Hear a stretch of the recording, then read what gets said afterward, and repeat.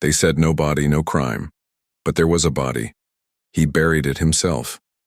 10 years ago in the dead of night. No witnesses, no trace. And yet, last week, she knocked on his door. Smiling, alive. What he buried wasn't what stayed buried.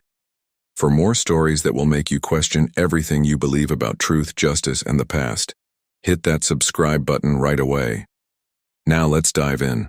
His name was Victor Langston, small-town mechanic, quiet life, no enemies.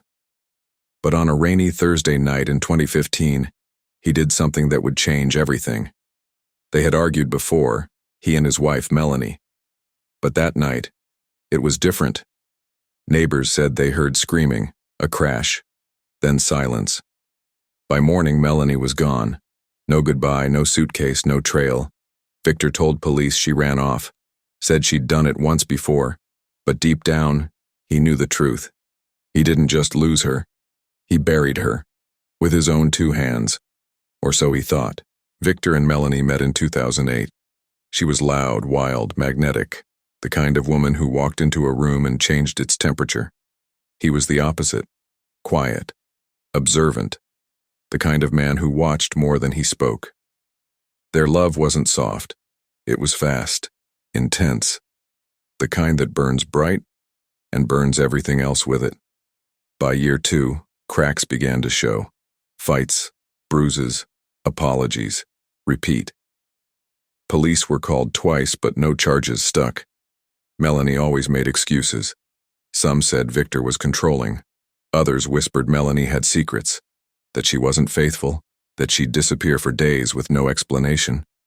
Still, they stayed together, tied by something darker than love, dependence, guilt, maybe fear. And then came the final fight. The one no one was supposed to survive. It was October 9th, 2015. The rain hadn't stopped all day. Around 10:47 p.m., a neighbor reported shouting. Not unusual for the Langstons, but this time, it ended with a loud crash. Police arrived the next morning after Melanie's sister reported her missing. Victor answered the door wearing the same clothes from the night before, eyes red, voice low. He said she left, again, took her purse and walked out after a fight. But the house said something else. In the kitchen, shattered glass, a chair flipped over, a dent in the drywall, a smear of blood on the cabinet handle. The backyard soil near the tool shed had been freshly turned. But when officers asked, Victor said he'd been planting bulbs before the rain. No body, no confession, no warrant, no arrest. It wasn't enough to hold him, but it was enough to haunt him. Victor didn't panic. The morning after he killed her, or thought he did, he cleaned. Not frantically, but carefully, like someone who'd planned for this moment, or at least imagined it before. He burned her clothes, wiped down the kitchen, buried her phone in the woods miles away.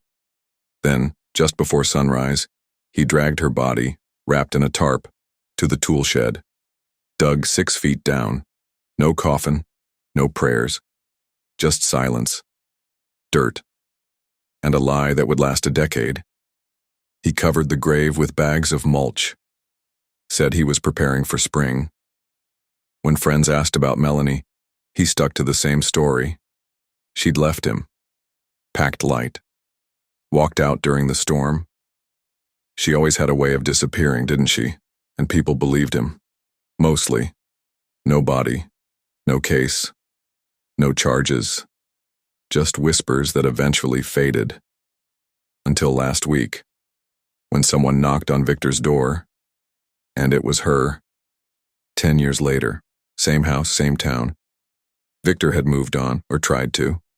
He never remarried, kept to himself, became that quiet man who nodded at the mailbox but never said much. Then, August 14th, 2025, 7:36 p.m., a knock at the door. He opened it and froze. Standing there, smiling, was Melanie. Same eyes, same crooked smile, older, thinner, but undeniably her. Victor's hands started shaking. He backed away, slammed the door, looked through the peephole. She was still there, just standing, calm. He didn't sleep that night. By morning, she was gone. No note, no trace. He thought he was losing his mind. Called the police. Told them. Everything. But when they searched his backyard, they found nothing. No bones, no tarp, no grave. Just clean, untouched soil. Like no one had ever been buried there. The police didn't believe him at first. A man confesses to a murder, then says the woman he killed just showed up. Still, they couldn't ignore the history. The missing persons report, the domestic calls, the rumors that never really died. So they reopened the case. Quietly, detectives interviewed neighbors. Most said the same thing. They thought Melanie had left. A few admitted they always suspected Victor. But no one saw her. Not in 10 years. No grocery store sightings, no online activity, no bank withdrawals. Then came the second knock.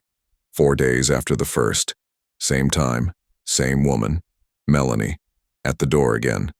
This time, Victor had a camera set up.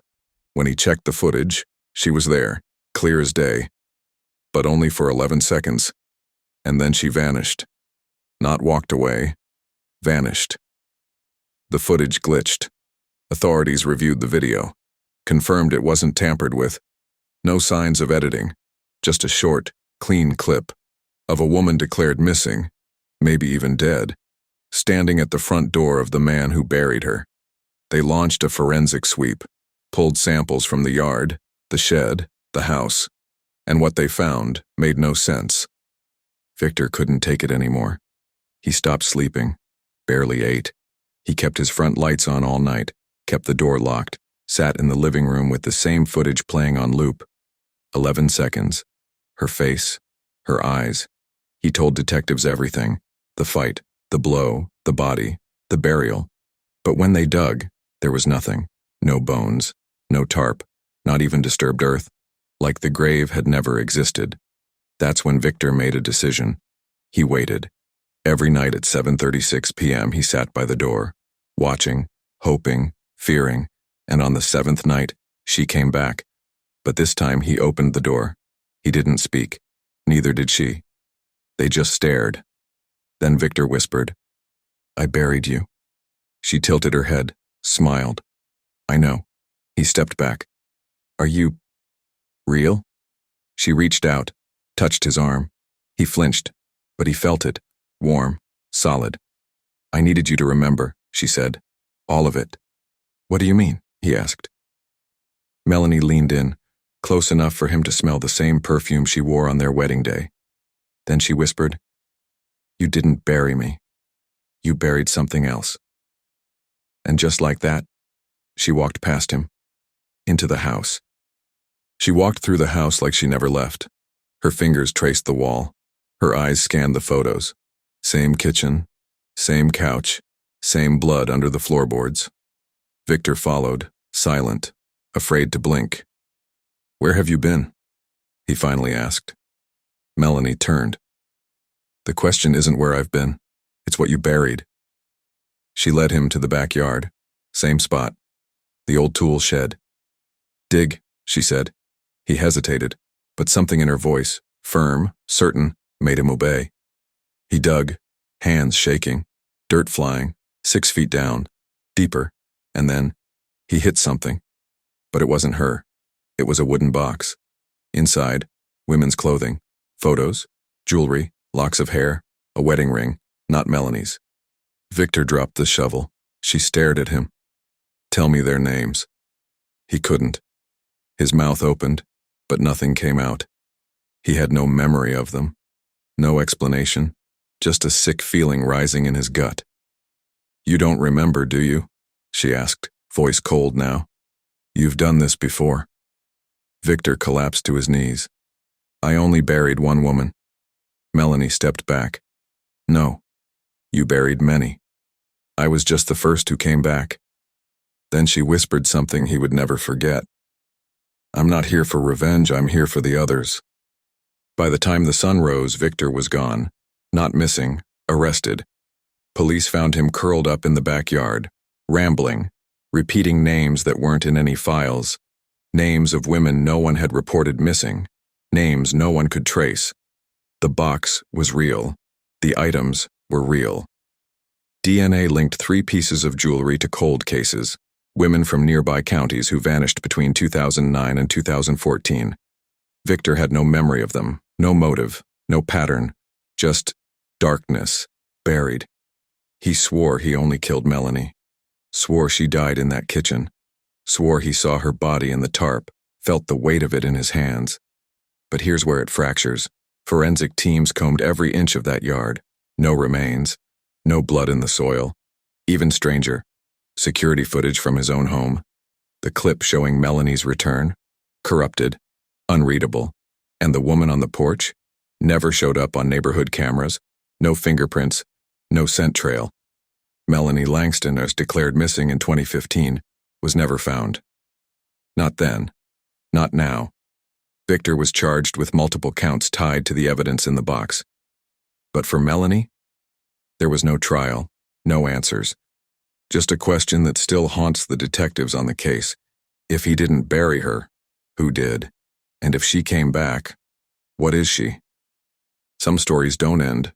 They echo. Victor Langston is serving life. But he never talks about the women. Not the box, not the digging, not the night Melanie came home. In his cell, he draws faces.